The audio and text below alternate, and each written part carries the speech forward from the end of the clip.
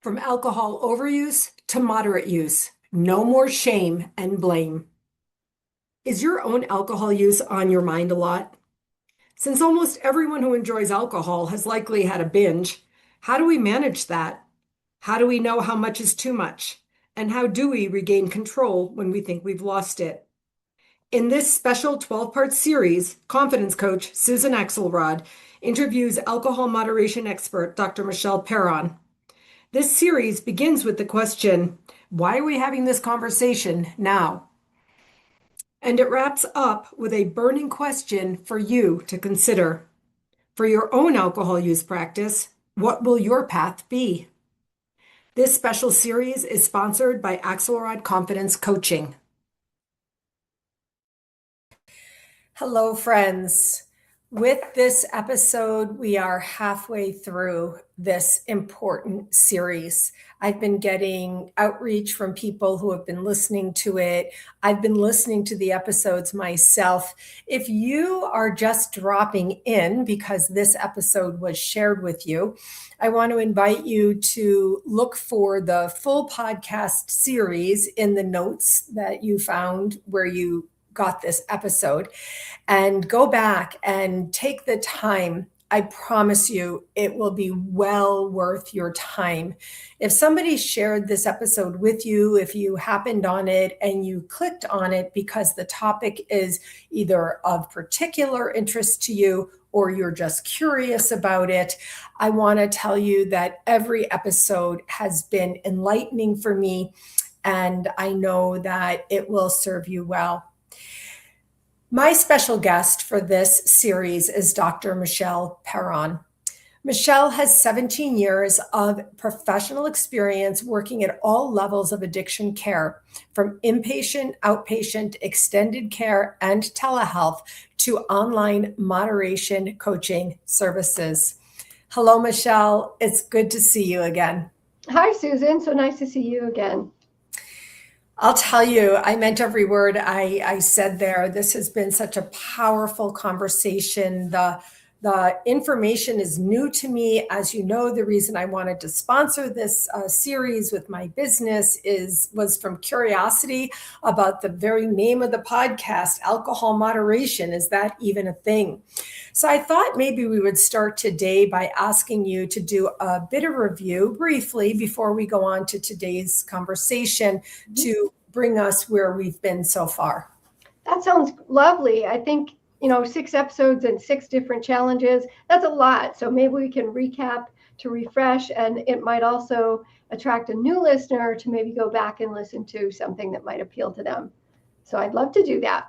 So just to be clear, what Michele is referring to, that after some information, edification, and conversation, at the end of every episode, she has crafted a challenge for you to consider. And so let's go. The challenges are fantastic. All right. Episode 1 was all about why are we having this conversation now? But in that conversation, we also talked about what was the number one go-to thing you could do that would be fast and easy, that would impact your drinking maybe more than you want to be drinking.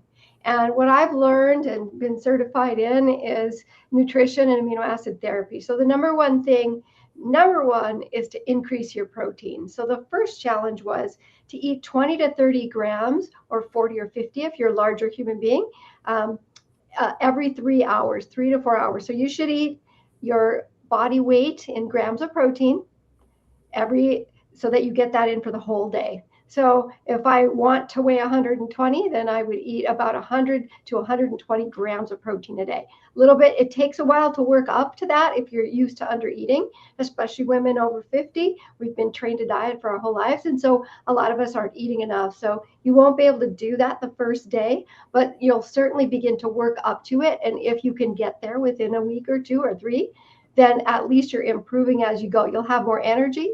You'll sleep better. You'll drink less. And it'll help your muscles too. It'll help your muscles. You'll be motivated to go to the gym or go take the walk or, hop on your rebounder, whatever it is that you do. So, yeah, I'm glad we're doing this because even though I've watched the episodes, I forgot about that, except it was in my memory banks because two things, anybody who's watching me saw my eyes go away from you because I was looking over at the hard-boiled eggs that I boiled on my stove. Eggs have good protein. And also I just happened to buy chopped turkey and I'm going to be making turkey meatballs with some broccoli, some vegetables chopped up in it to get a little green as well.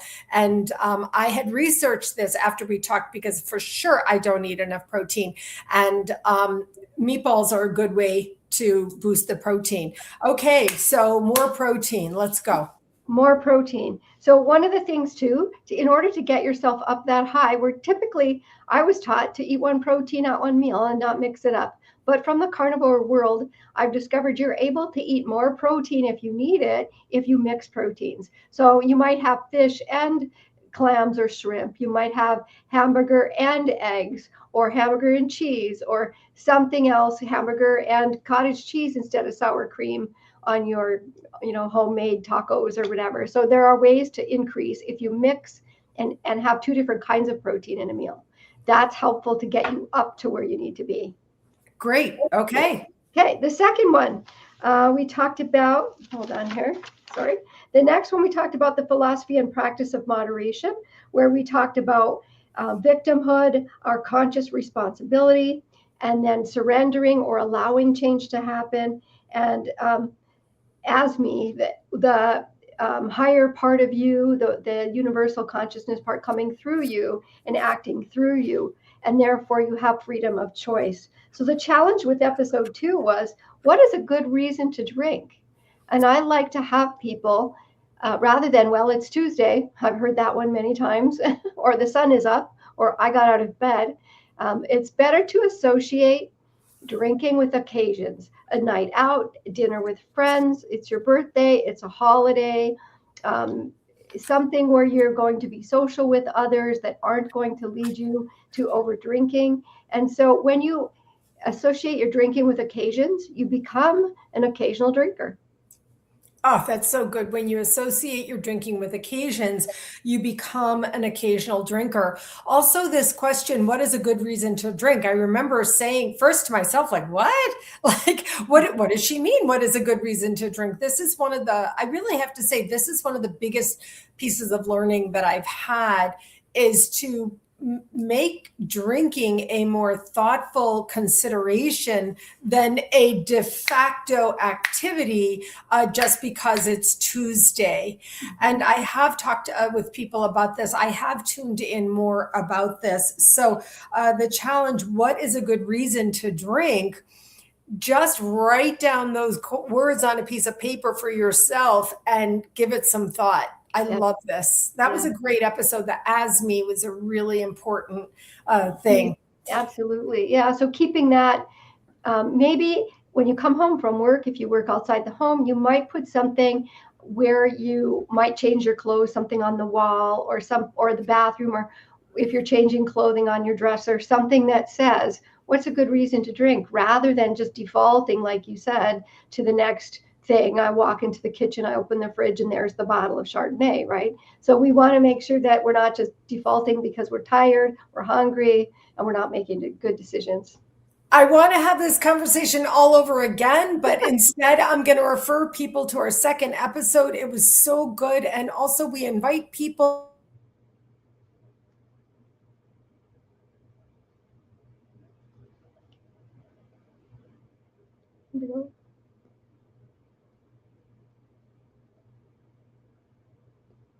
You have a little glitch there. There you are. Okay. You have a little glitch. All right, let's keep going and see if we can continue. Okay, number 3. Episode 3 was all about being careful and stepping down gradually and being aware of what kind of sleep you're getting, because all of this works together. If you go too fast, and you could get into danger. So we want you to stay safe. And that episode was about how to stay safe so you don't have a seizure, you don't have withdrawal symptoms, and need to end up in the ER. So that's super important. We want you to be dehydrated. And then beyond that, we want to become aware of our whole body as a system, a holistic system. So some of the focus is going to be on nutrition as we get into the health part, but I wanted to also mention sleep. Sleep is fundamental to renewing your ability to think and make good decisions. So an active, healthy adult person should get between 7 and 8 hours of sleep, more if you need it.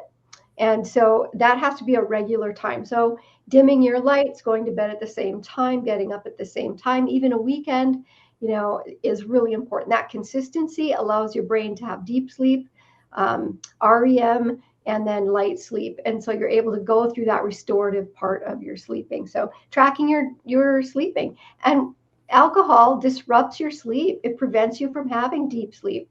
And that's the restorative part, so that you wake up fatigued, you wake up groggy, it's hard to wake up. Now you're going to need caffeine. So if you start to do what we call sleep hygiene, it becomes far more restorative. And when you wake up, you're going to start waking up more refreshed as you reduce your alcohol and increase the amount of time you sleep naturally. And there are ways that we can help you sleep naturally. And so that will all help move you in the direction you want to move in. Because this is not quit drinking, we're all fine. This is, let's look at your whole body, what you eat, how you're spending your time, how you are in relationships, all the things that we've covered in the first 6 episodes. So it's multifaceted. So I just want to say, I remember learning from you that if you're in a very high use, you go to sleep and your body is actually going to suffer from alcohol withdrawals by 7 or 8 hours. And you might wake up as a result of it. It may negatively impact your sleep. And so the idea of sleep as a healer is difficult for people who had bad sleep as children, but this is not a whole sleep episode. We encourage you to learn about sleep as the most vital healing opportunity for yourself. Okay, go ahead. Absolutely. And I work with people on their sleep so that we can get things turned around and they have good restorative sleep. Episode 4 talked about how to make progress if you feel stuck and you're not getting to the goals that you've decided you want to have with drinking. Some people want to accelerate this process and it sometimes doesn't go that fast. And other people sort of like to move more slowly and they're not making the gains that they think they should be, or they don't feel satisfied with their results. So one of the basic things throughout the field of moderation is the challenge of track, plan, but I add to that visualize. So track your drinking after the fact so we know how much we actually have. Pick one day a week where you plan your drinking. You look at what is on my schedule, my social calendar, my work calendar, my travel, what's on my agenda, and where, when, and how many drinks would I like to have on that day. And so if you're drinking high volume, high frequency, you want to drop down in volume first before you skip a day so that you're not going to have withdrawals. And then you pick that day and you plan, and then you visualize. You take a few minutes, sit comfortably, breathe, and picture in your mind's eye how that drinking episode is going to look. How is it going to begin? What's it going to feel like in the middle? And how is the end going to be? Because we want a peak end experience. That's the key of visualizing. Feeling proud, feeling happy, getting a good night's sleep, and waking up more energized. That's a win. That's what we want to visualize. Oh my gosh. Honestly, I can't say enough about visualization. I have a personal thing going on. I wasn't sure what to do about it. Not related to alcohol, just something to attend. I went in, I did exactly what you just said. I visualized it, saw how it was going to go, got very clear, comfortable, calm, and said, yes, I want to do that. So I'm here to say 100% track, plan, and do the visualization, because it may just be the game changer for you. Yeah. And it just once a week, you don't even have to do it every time. It's just to plant the seed in your subconscious so that it can be nurtured and grow throughout the week. Oh God, this is so good. Okay. All right, go ahead. All right. So the next episode was episode 5, and that was all about recognizing your triggers. So what we keyed in on there was to identify the people, places, and emotions, internal and external, or external and internal triggers, so that you know which ones are more triggering than others. And in the beginning, as you're learning to moderate, you might not want to spend as much time in the places where you tend to heavy drink, with the people that you tend to have heavy drinking episodes with, or in mind states that will pull you into feeling despair or sadness or anxiety, and you're medicating those feelings with alcohol. You want to talk to somebody, you want to change where you're at, go outside. You're going to want to shift, maybe journaling or meditating or talking to your wise old Aunt Betty, whichever works, right? But you're going to start to steer away and recognize those high risk triggers that you have in your life. And it doesn't mean you have to give up all your friends or never go back to your favorite bar. It just means temporarily, while you're learning a new skill, that taking a little bit of a break, and then you can rejoin your friends and see how much different you feel about being in that circumstance again. Everything about all of this is raising your consciousness, raising your conscious awareness, raising your vibrational energy to tune in. If you're watching this, if this whole series is of interest to you, then you're already, it's already raised enough to be here, and we're inviting you, raise it further. Let's go. Yeah.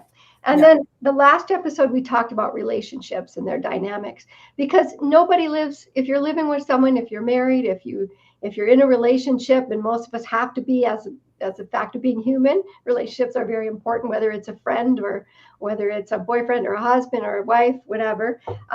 We don't live in a vacuum. And because we don't live in a vacuum, that means other people's opinions, input, behaviors affect us. We can't pretend that the two are separate and it's not my problem. I'm not the one with the drinking problem, or, I'm not going to do X, Y, or Z because of you. And everyone affects everyone else. And to deny that is not healthy.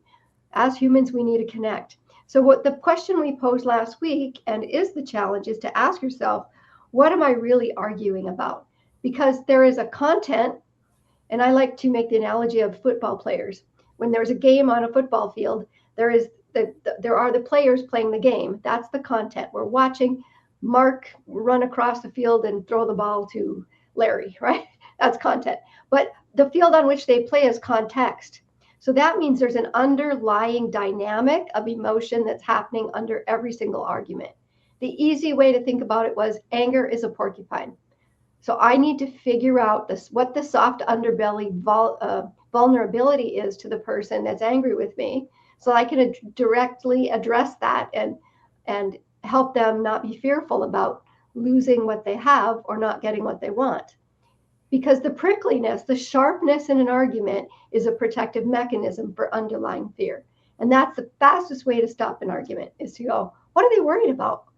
They're yelling at me, but what are they worried about? Takes a little practice to disconnect from the content and ask yourself, what are they really worried about? And then speak directly to that.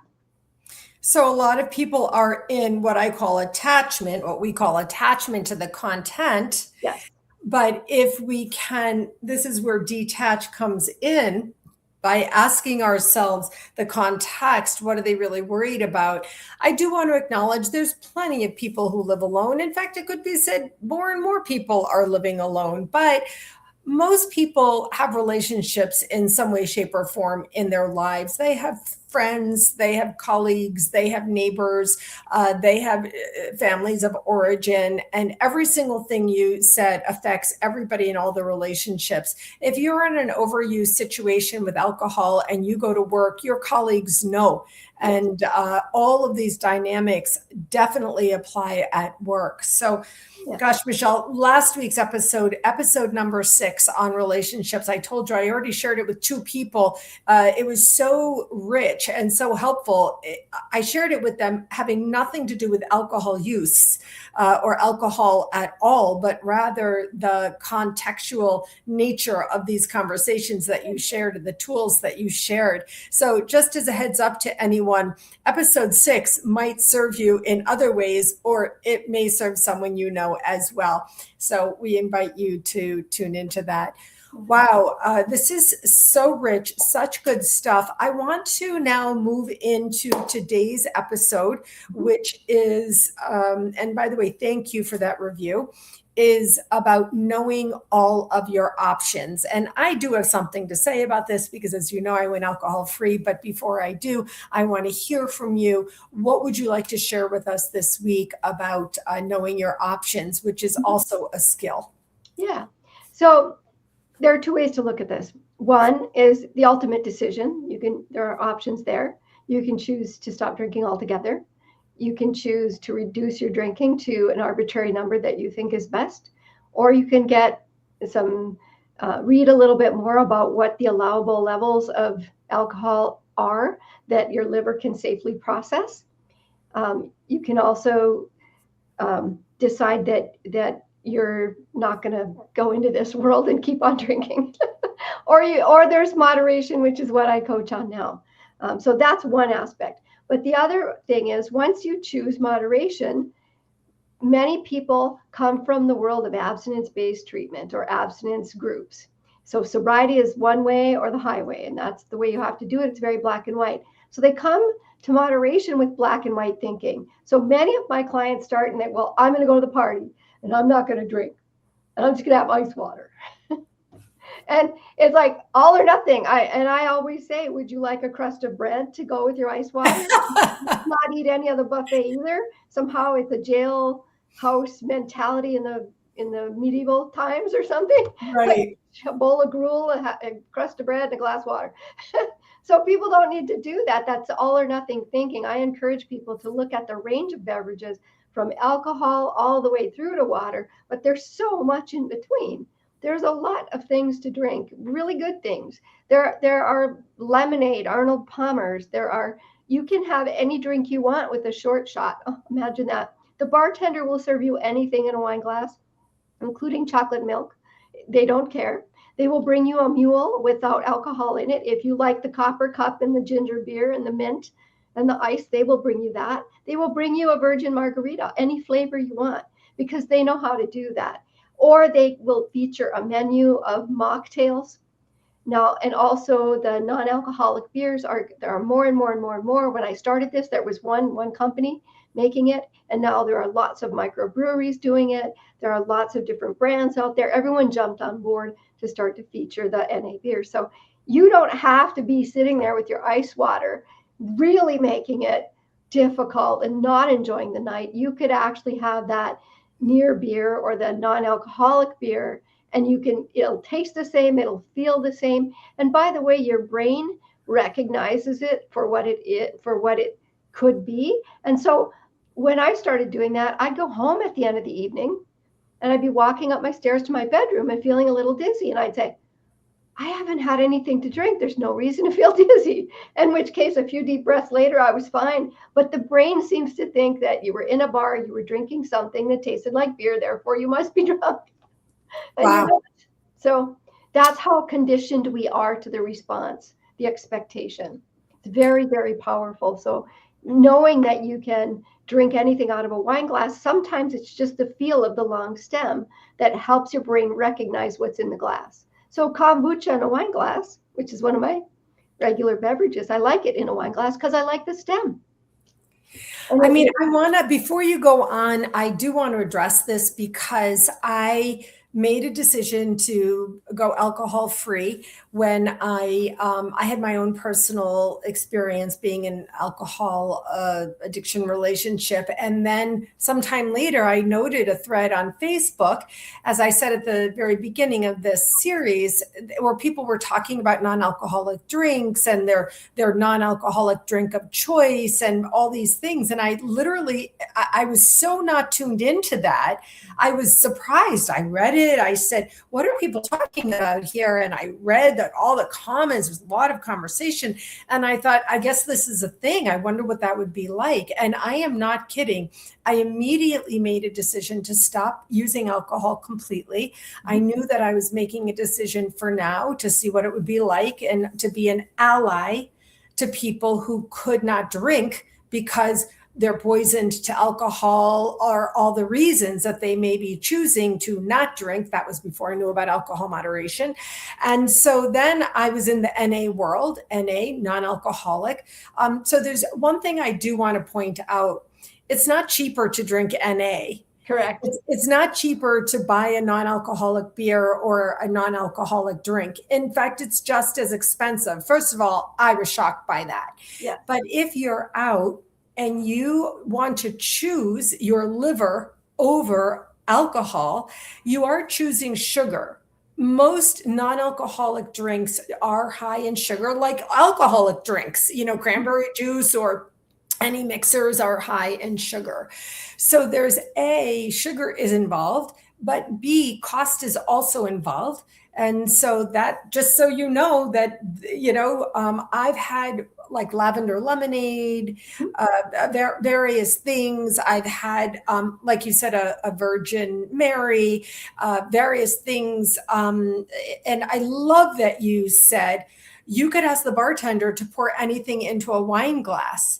Something that looks like a wine spritzer may not have wine in it. Yes. Or anything at all that you want. I love what you just did here. I love this. I want to invite people to tune in here and play back the options that Michele just told you are out there for how you may be able to do this if you're used to holding a drink.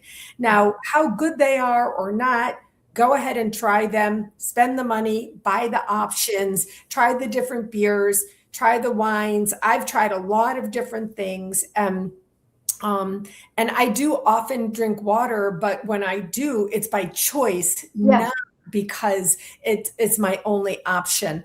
I do look at NA beers on menus. I do order one of the brands of NA beer that I like, whatever it is. And the one that you drink with lime, I can't even remember because I don't really drink anymore. But, and so on. So I did want to just say, could you just comment on my thing about sugar? Yes, we're going to be talking about your alcohol impact index as we get into the health things, because everyone has a different health measurement, and depending on how healthy you are, alcohol can have a different impact. We're also going to talk about products that aren't actually wine, but they're advertised and come in a bottle. It looks like wine, but it's actually wine. And if you know which ones are safer, meaning they're grapes and grape products without additives and sugar and all that, they're just natural. And even organic wines can fall under a category as well. So you have to know what you're looking for, so that the type of alcohol you're drinking is having less of an impact on you. And if you're healthy, it will have nearly no impact if you're drinking at moderate levels. So the kind of thinking we're looking at here is not to be either or, but and. And that's what I find that's out there in the mainstream and the sobriety only point of view. It's either or, and families reinforce either or thinking. I would like to see people move towards and thinking. It's not all or nothing. It's not all just beef all day, every day. We're eating a whole lot of different kinds of foods, a whole lot of different vegetables. And then we're also going to eat or drink a whole lot of different things, beverages. This is so important, because every single thing about alcohol use disorder, about alcoholism, about overuse, about problems related and connected to alcohol, the very next thing you hear are, as you say, about abstinence. It's all or nothing. We'll be getting more into the health impacts, as you said, and you need to know yourself. That's everything we've been talking about. All the challenges are designed for you to know yourself even better and be healthy and take care of yourself. But speaking about the options today, what are your options? I have tried those deconstructed wines. I mean, now that we're saying this out loud, I hadn't really thought about this, Michele, but in the first year, I'm after my second year. I'm already 2.5 years in, and it's easy. I can't imagine what would ever make me bring alcohol back into my life. I'm clean, I'm clear, and this and that. But still, in all, I practice with different things. If I'm at a burger joint and I want a beer, I get an NA beer. Guinness NA is really good, and so on. So this idea that we're speaking out, I'm slowing my speech, I'm inviting you to tune in here. There are so many options today. If you're already in a place where you're, blood, you're in addiction, you have to manage that circumstance through different methods to get to a point where you can use non-alcoholic drinks or reduce the numbers, as Michele is teaching us, by planning your drink, the track, plan, visualize, etc. And then as you, I guess, Michele, I might say, progress along the journey yes that we're offering here, there's lots of options for you, right? Yes. Yeah. So not only are there beverage options, but the other thing I want you to look at is connected. It's the challenge today, right? And that is my options in terms of the purpose for which I'm drinking. One, am I on a mission? Am I just drinking to get intoxicated? Many people come to me at that point because they don't understand why anyone would drink one or two drinks. What's the point of that? I get that often. So what I want to invite our listeners to do today is to ask themselves, what is the goal of drinking tonight? Because if you're going to a social occasion because you visualized and you're trying to make change, you're trying to change your relationship with alcohol now, why am I going to this social occasion? Is it because it's a good reason to drink, or Bob's going to be there and I drink with Bob, and we have a great night and close the bar? Why am I drinking? Why am I going? What do I want the end result to look like? Do I want to wake up tomorrow morning with a hangover, tired out, get up late and have a big nothing day the next day? Or do I want to have a few drinks, remember the conversations, make the connections, which is why I'm social in the first place, right? Social drinking, social comes before drinking. And what do I want the result to be? Do I want to have a decent night's sleep? Do I have something to do in the morning that I have to get up early for, that I don't want to drag out of bed for? So considering those options. And then also, how many drinks should I have? When should I have them, and with whom? So lots of questions to ask yourself. But when you start putting a little bit of planning into it, a pound of planning is worth Something. Yeah. Oh my gosh. Okay, so here it's happening again, everyone. We're tuning in a different way. We're actually, Michele, we're thinking about alcohol. What happens, and we talked to it in one of the early episodes about the stage and phase of life. When you start early in high school, you're not thinking about it. You're just doing it. You're in college, maybe, or as I indicated, maybe you're working. You're with older people. You go to the bar every night. There's no question. It's just a few beers. It's no problem, except that for everyone else, it's only 2, but for you, it's 5. And so on and so forth. So this challenge in particular, just for full disclosure, I see the notes in advance and I review them to prepare my part as the interviewer. And I even looked and I read the words, which you can see me looking at. What is my goal when I drink? And I even thought to myself, what does that mean? What do you mean goal when I drink? So we're really, oh gosh, really bringing you to consciousness, that drinking is a thing. It's not nothing. It affects you in all the ways that we've discussed here. And so what is my goal when I drink? And then, as Michele keeps bringing to our attention, as you're thinking about it, you're tracking it, you're planning it. And challenge number 2, what is a good reason to be drinking? Okay, so Michele, one of the reasons we drink when we go out is because we're uncomfortable. Yes. Drinking is a way, and I know it's a shocker, but I was never uncomfortable going out, but because I'm extroverted. But a lot of people drink to just be able to go out and socialize. So would that be the answer, one of the answers to the question, what is my goal when I drink? Right. And that's honesty. If I have social anxiety, I'm going out because I have this notion that I need to be out in public with people in a bar. And it's hard for me to make friends, and it's hard for me to talk and be comfortable around people I don't know or people I know very little. So social anxiety is really a common reason why people will drink. Yes. Problem is, it also causes them sometimes to begin to overdrink. That's very, very common. And then they lose track, and then the first impressions aren't quite as good as they're hoping, or maybe that follow-up phone number is fake because someone got too inebriated or whatever. So social drinking is an art form, right? And I ask people to ask, what's your goal? Because if you're going to get drunk, you need to stop, drop, and roll. You need to ask a question. If I need to get intoxicated to be with these people, is it important for me to be with these people? Is this really necessary, good, and helpful to my well-being?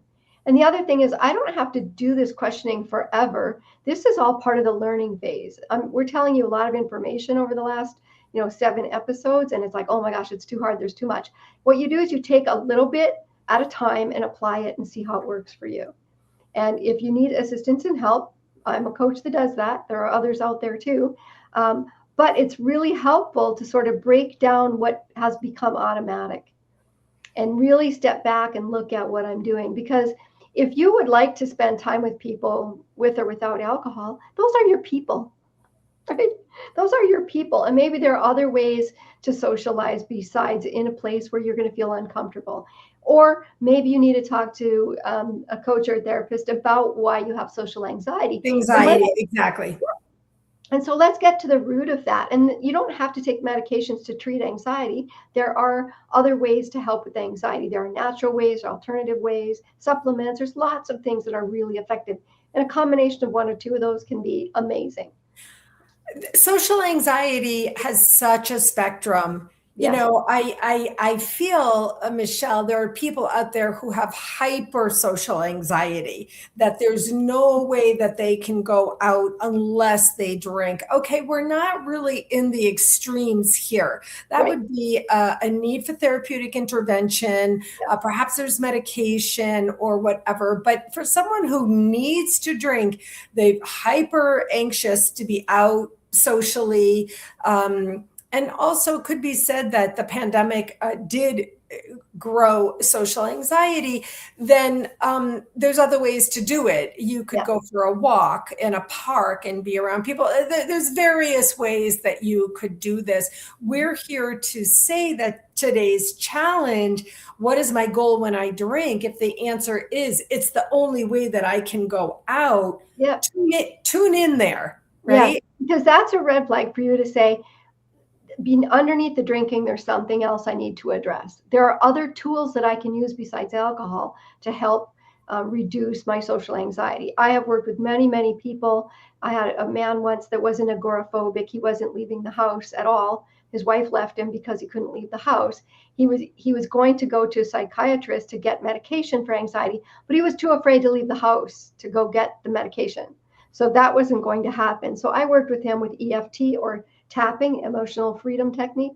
And through tapping, he was able to not only leave his house, he spent 4 sessions with a psychologist. They had nothing else to talk about. He kept seeing me. And then he was able to drive his daughter to college. He was able to start a new business. He was able to start living again because of tapping. So I've seen that do amazing things. I've also had a client use cold plunging. He had a lot of anxiety. His job was to go around firing people from a car from car sales franchises.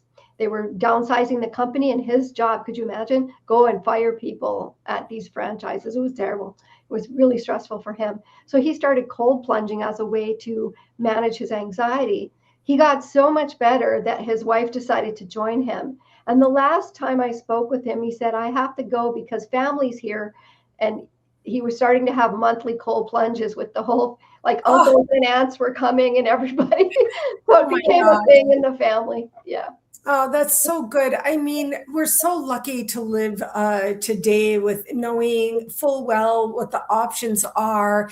If you have a job with a boss who expects you to drink alcohol, that's a red flag. Michele, that's something that, maybe we'll bring up more and more. What's a red flag? Or if you live with a partner and they expect you to drink alcohol and you do it, what is my goal when I drink? Well, I have to because my partner makes me, or I feel I have to, et cetera, et cetera. These are red flags. And there's so many options out there, so many different therapies, what we call still alternative therapies. The alternative should be the primary, but medication or alternative therapies to help and support you to live a healthier and more well life. These questions that raise your awareness with today's challenge. I'm going to a social event. Why am I going to this? And what do I want my end result to be? When I leave that event, what do I want the end result to be? And how many people are going to be there? And who will be there? These kinds of questions, you're really inviting us to just come into a more conscious state of being where we get in charge of ourselves, not where we're doing things because it was expected or because it was assumed or de facto or anything. Or alcohol made the decisions for me. Alcohol, I said, sure. I said yes to the first one, and then came the second and the third and the fourth. And now someone's asking for my keys because I'm not able to drive home, or I've had maybe one too many. I'm just on the edge here. I can still mostly drive, but maybe not well enough. A lot of people drive in that state. They don't realize how drunk they are, and you're worried about getting home the whole way, or you're driving too slow or too fast, or the unexpected deer jumps out in front of you, like where I live. So, it's all those other decisions that come after over drinking, deciding who's going to get you home. Then you have to go find your car the next day, or someone has to drive you back to get the car, or whatever those consequential, sequential decisions become, where if you make a decision beforehand, you might not have to make all those 7 other decisions behind. Right, exactly. I know of a circumstance where the person had to call in shame and be like, hey, can you come pick me up and bring me back to my car? There's so much in here. Oh my gosh, this is so good, Michele. It's such good stuff. I love how much, I work in mindset transformation. So, this is all really speaking to me because these are all ways that we can change our mindset around alcohol and how we want to relate to alcohol. Yeah. And if you notice, it's not either or, it's not this and not that. It's here are all the considerations. I feel like I'm spreading out a deck of cards. Pick one, like you don't have to do everything all at once yesterday. You can do things in a way that are bite sizes, like the saying says, how do you eat an elephant? 1 bite at a time. You don't have to try and do it all at once, but you take one step and build to the next and the next and the next. And before you know it, you become a conscious consumer. You become in charge of your destiny, what you want to do. It's very empowering on a personal level, and then it trickles into the rest of your life and the other decisions you're making, which is why we talk about social anxiety and partnership and relationships and nutrition and all that. And because you're not singly faceted, you're multifaceted. Right. Honestly, also, if you do choose this new way of being, whichever way you choose, moderation or no alcohol, then you will be faced with these questions over and over. And I do love what you just said to everyone. You don't have to do all of this yesterday, right? These are multiple options, multiple ways to look at things, multiple things that you can do, and find someone to help you do it, a coach like Michele, or a therapist, or an accountability partner, someone who loves you.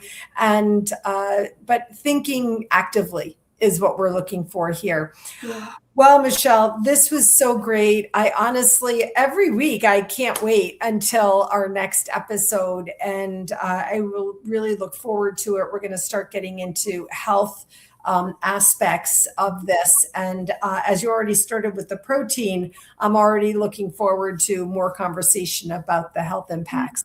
I would like to leave our listeners with one idea. The reason I talk about this all these different things and ways and mindsets and ideas, because it can get to be a lot. I know my clients sometimes say, slow down, there's a lot here. Because the way I look at this life problem in general is each one of my clients is like a Rubik's Cube. Each person is individual. The way to solve your personal particular issue isn't formulaic. It's not, the same sequence for every person. Everyone is fundamentally slightly different, if not vastly different. And so by putting out like the 52 cards, like all these things to choose from, you can pick the ones that fit you and you can make progress in the right direction. And I think that's the other long-term problem, the one size fits all. We're not all the same. Clothes don't fit us. Even if we wear the same size, they fit our body differently. We're all very different in temperament, in ideas, in clothing, and looks. We're all unique. And therefore, I believe treatment has to be as unique as the individual. Amen. All right, Michele, thank you so much for that. I will look forward to seeing you next time. And in the meantime, thank you for what you're bringing. And to everyone, wishing you the best always. Take good care. Thank you.